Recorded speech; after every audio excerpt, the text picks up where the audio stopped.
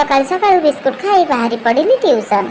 आज बाहर को आसी बहुत खुशी लगे कारण 3-4 दिन है वर्षा ये बाहर को बाहरी होउनथिला। एबे ट्यूशन रू आसिली आसिकी कहली मम्मी किछि मते खाइबा को दियो मते आज जोर भूख हलानी। मामा बाड़ी दिले पखाल संग को भजा तार खाइबा की मजा। मु कहली एबे तो स्कूल टाइम हेनी आज जाउची बुलिबा को बारी बारी रे बुली बुली सब देखिकिरी गछ बहुत खुशी लागिला। मंजी किछि आनिकरी पकैतिले एठी देखिला बेलकु गछ उठी हेलानी। गछ देखि कि खुशी।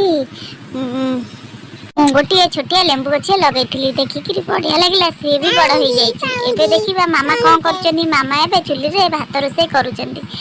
तापरे आसिली मामा कहले हम कहली मामा आज कौन होची रोसई। मामा कहले आज होची साग भजा डाली आ पुअर सिझा। शीघ्र भाजना मु एबे खाइबी। जदि मो वीडियो आपण मन को भल लागुची लाइक